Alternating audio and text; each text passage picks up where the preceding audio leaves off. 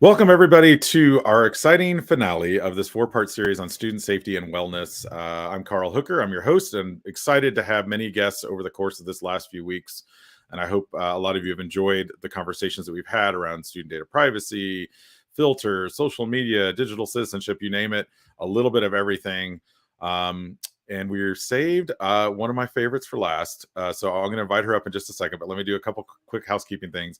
This is being recorded on YouTube, LinkedIn, and Twitter as we speak. So those of you that are joining us live can participate live.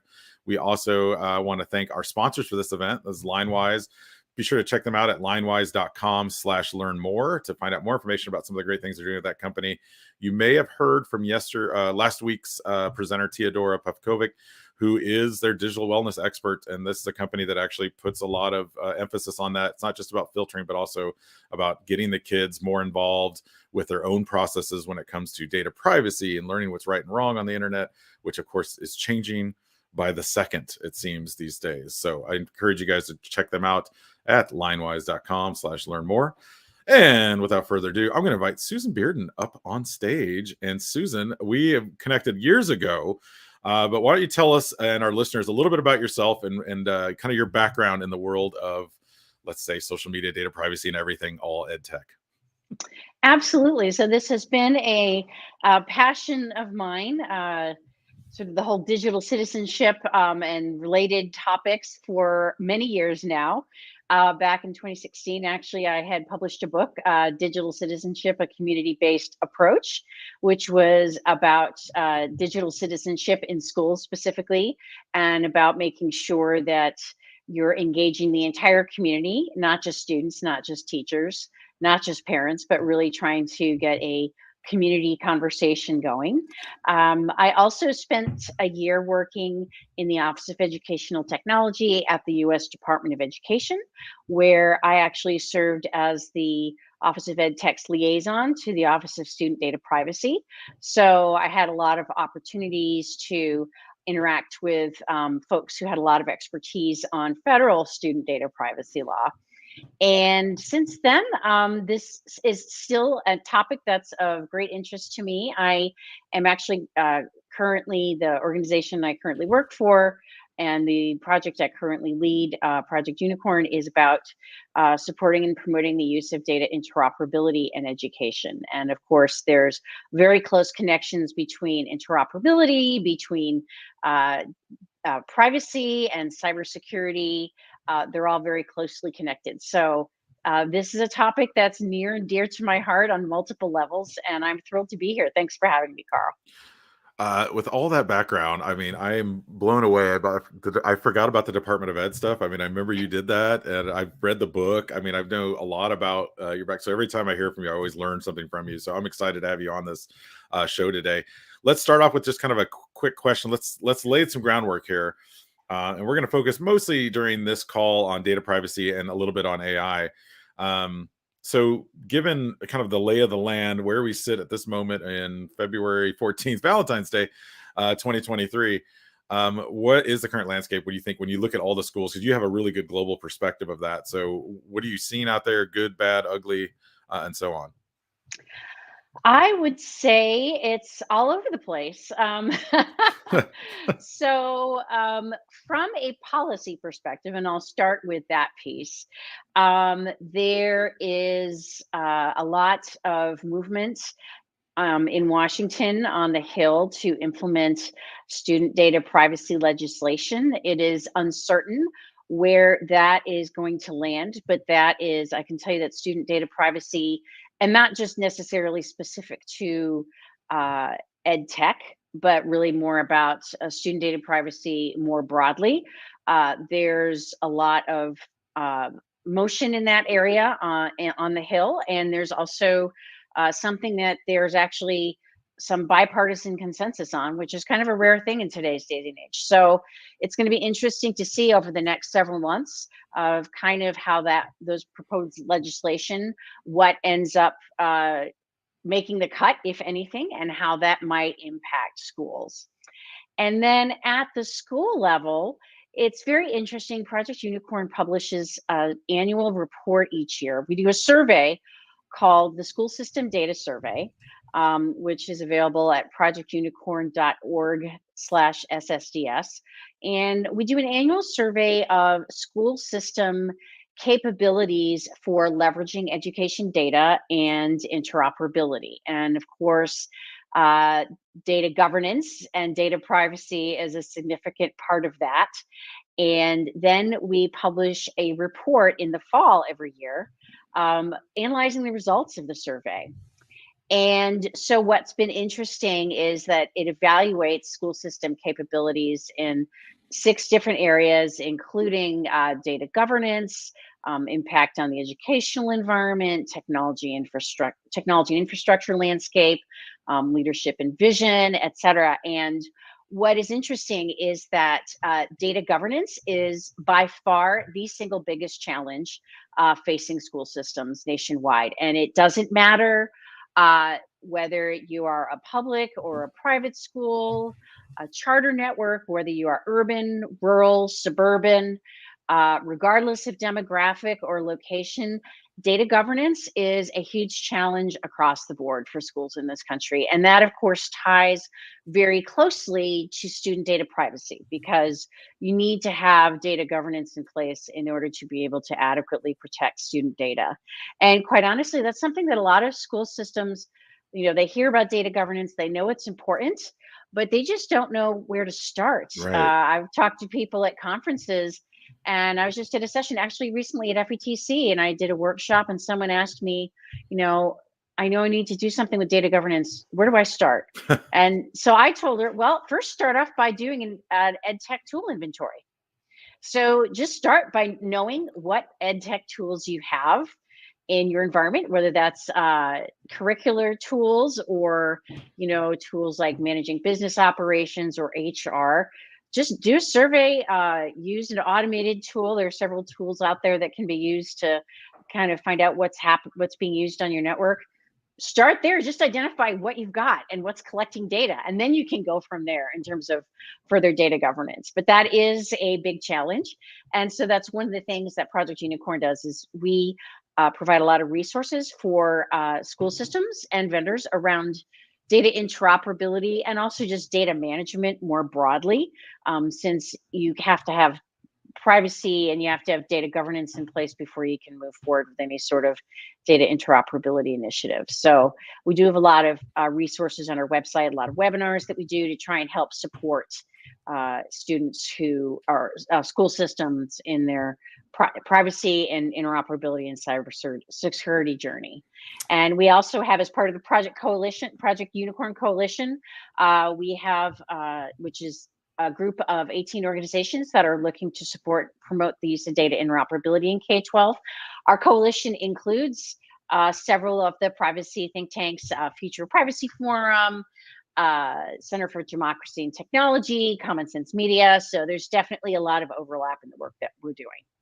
That's great. And we did some work through Future Ready with the Future Privacy Forum. Great content coming out of there. Of course, Common Sense we've used for almost a decade with parents, just talking to them about, what's good to do at home.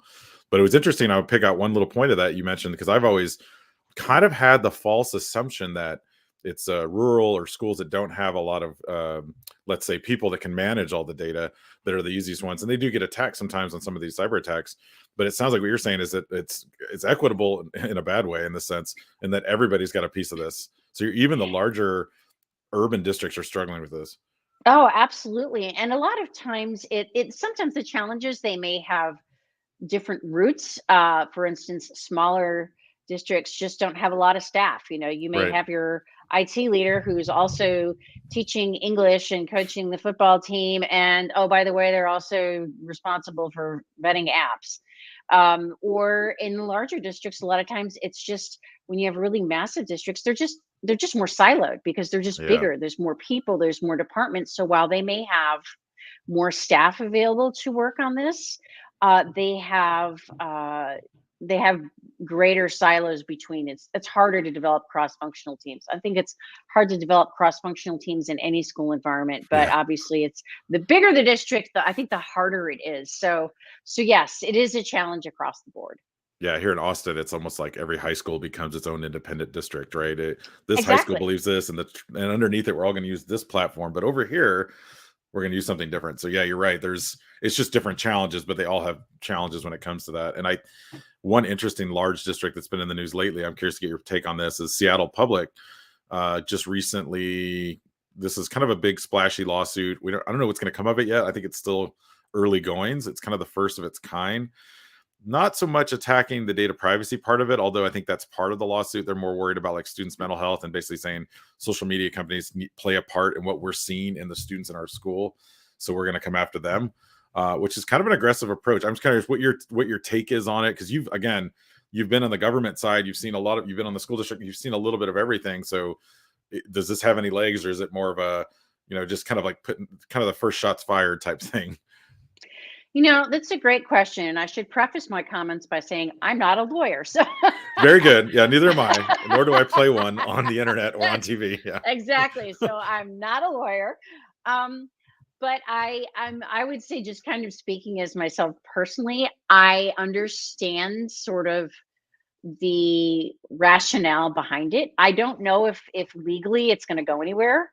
I think but I understand where they're going, and I do believe that social media companies do bear some culpability for not being more aggressive about making sure that students the content that's harmful for students is taken down. And I mean, there have been cases of social media companies have done internal research, and they know that their stuff is Yeah.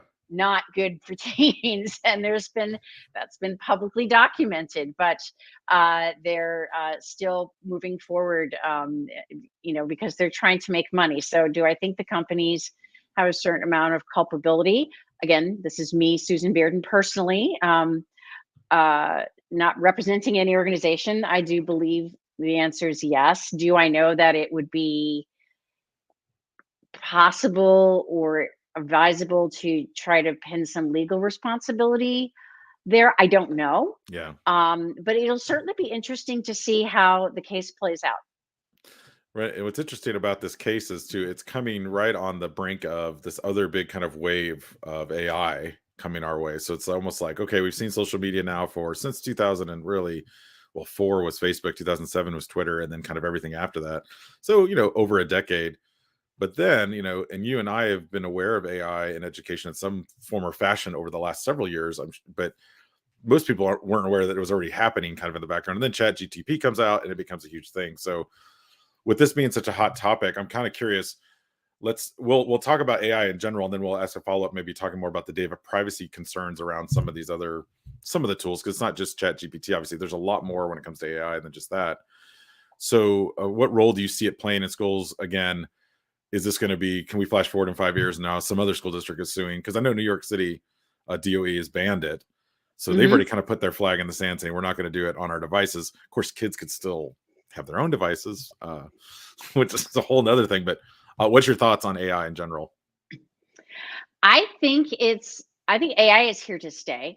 I think it's going to play an increasingly important role in education. I think it's very important that educators need to educate themselves about AI and understand kind of what are some of the right questions to ask. So, just a few examples. Like, people don't realize, I think, that they're using AI every time on an everyday basis. Every time they log into a social media platform and they see something that is recommended to them, that's AI.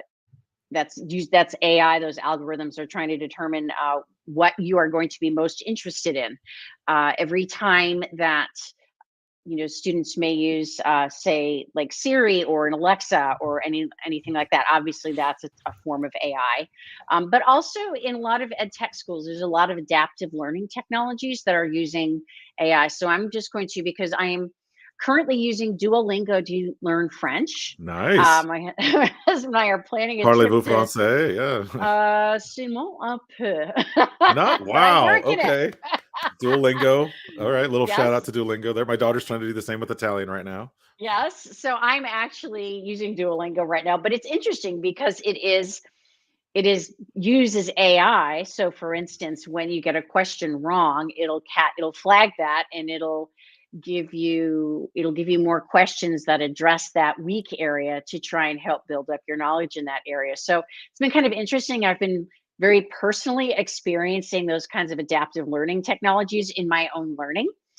And there's lots of different platforms that are doing that right now. When they talk about providing personalized learning, a lot of times that's online learning platforms that have some sort of AI component to help identify where students are weak and for instance, give them math exercises that to help them better understand concepts. I think and then of course you have platforms like Turnitin that have long used Right. AI to help identify plagiarism. And now, of course, you have Chat GPT coming on the scene, and Chat GPT isn't going to go away. I think there's going to be it'll be interesting to see how it impacts education in the coming months and years.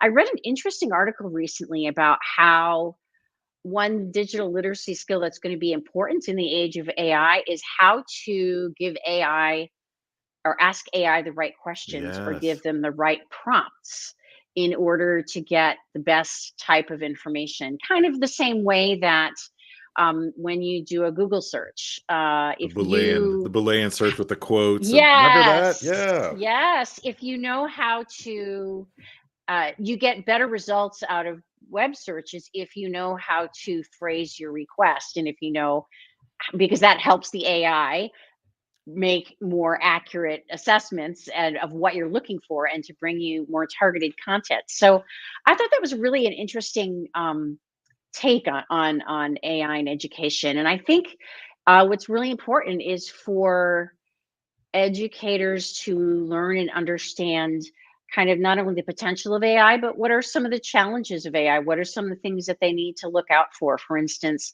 there's a lot of concern about bias in AI because AI is developed using data sets that are created by humans. So any bias that is present in the existing data sets that are being analyzed will uh, appear in the searches. So, for instance, if you were to do a search for an image search for, say, an engineer, what are the stereotypes that are what's going to come up as a result of those searches? Are you going to be seeing, women of color leading the top of searches for engineers, or is it mostly what I think the stereotype is that people think of engineers, a lot of teams, the first thing they think of is a white guy. White male. So Yep. I think, and there's also been concerns with AI that's being used for security and for proctoring about how a lot of times it's not as effective at correctly identifying uh, students of color, the faces, Right. students, Facial folks that have recognition. brown or black faces. Just the AI just is not as good at recognizing them. And what kind of problems can that solve if AI is used in security systems or for proctoring systems? So there's a lot of complexity and layers. So I think that it's incumbent upon educators to be very thoughtful when they're considering an AI and ask questions like, what are the data sets that this is based upon? And, what is your software's track record with identifying the faces of folks who have darker skin? I think it's going to become an important literacy for folks to understand not only how to ask AI the right questions, but how to ask the right questions about AI, Yeah. specifically with regard to education. Very meta there. And Kate adds in here too. A couple different comments. Thank you, Kate, for joining in. I heard the phrase prompt engineer this week at a conference, which is an interesting. I like that. That's the next title of person, right? There's a Google searcher, but there's a prompt engineer that's asking those questions. And Yes. yeah, I like that. Like the kind Like, of it is very much analytical, like an engineer too, right? yes, yeah. Prompt engineering as a digital literacy. I love it. Okay, you just put a There name it to it. is. Thank you for that. Kate, Kate, the new book is coming out soon. Kate, come on, you could co-author it with Susan. No, that's awesome. I do think data privacy plays a role in all of this too, and so I saw, and I can't remember the name of the exact platform. I apologize, but it was definitely an art. It might have been Lenza, which I know was one of the art ones that came around about a month ago, where people could basically take their face and cartoonize it, right? And so on Facebook, every other picture I saw, friends of mine were posting And I went and looked at the TOS, and I was like, man, the terms of service here says that like they basically own your face, and could do whatever they want. In fact, they could take the best ones and put them out there. So that's how do we get into that conversation? Let's talk about data privacy and AI in general, and then the interaction of the two, and then maybe where is this in the conversation in K-12? Like, where should we be talking to students about this?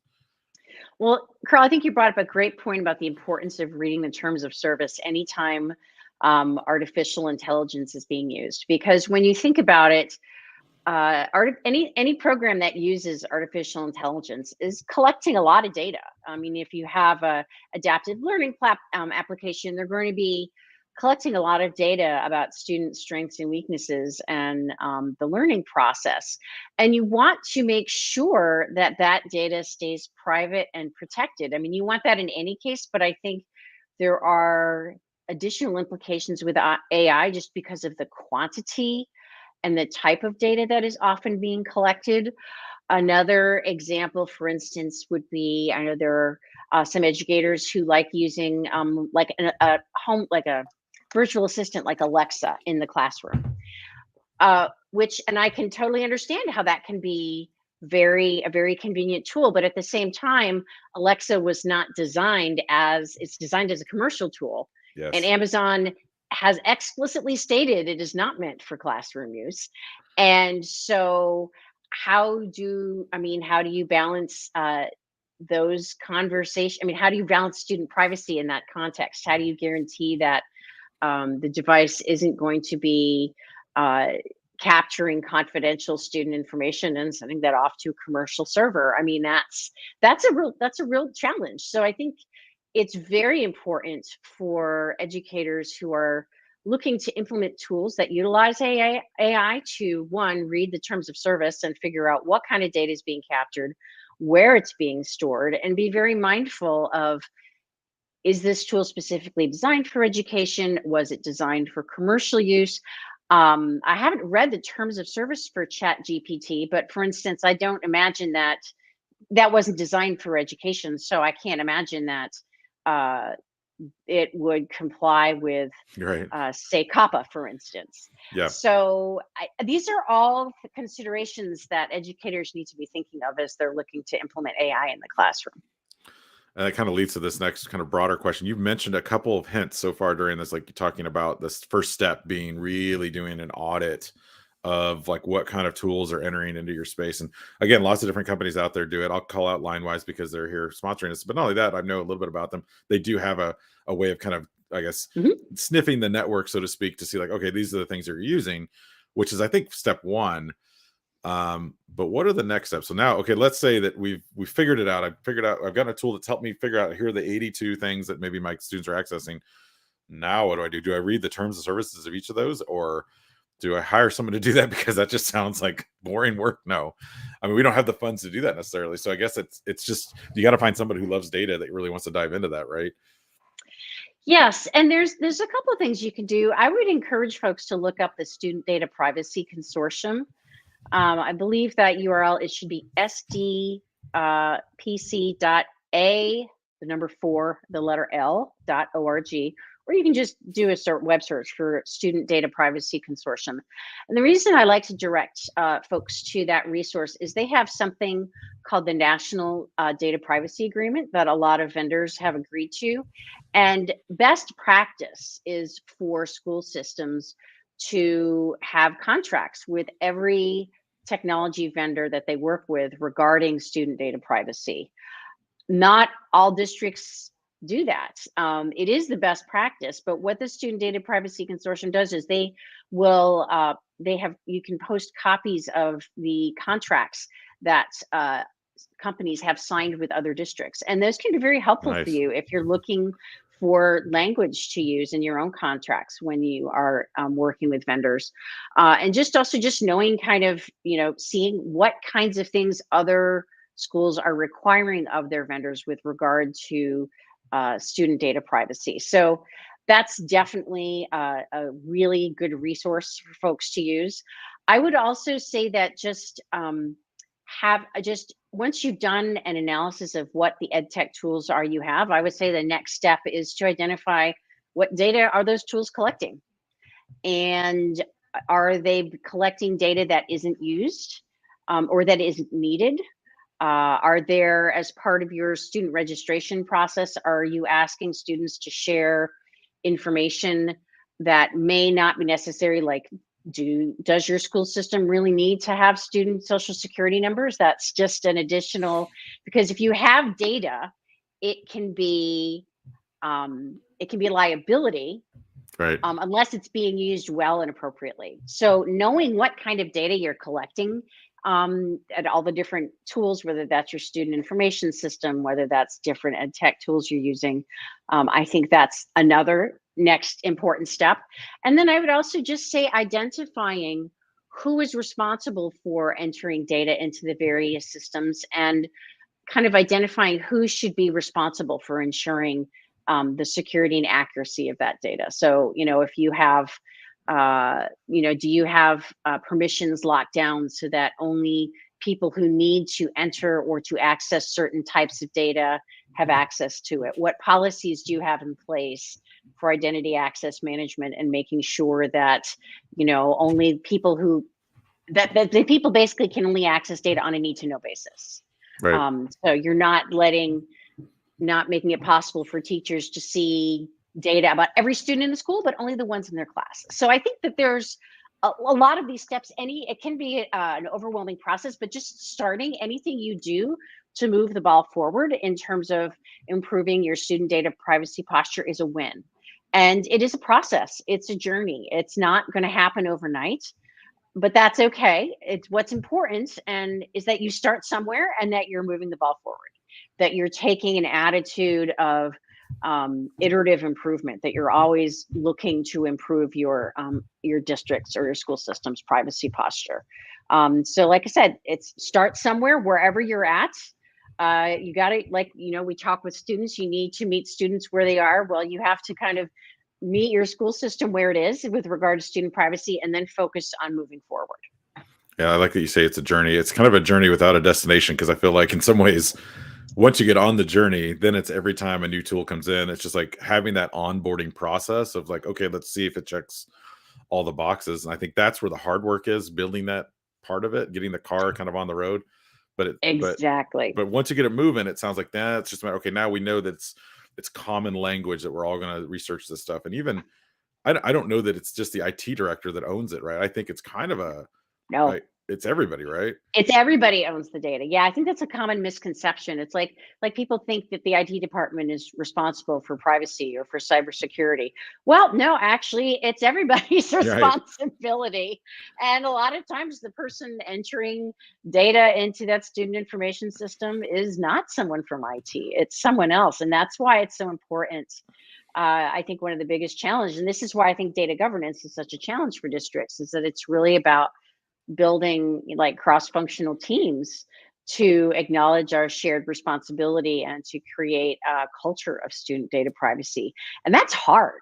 Yeah. That's harder than the technical piece. The people part of is way harder. The political piece, it's way harder than the technical part.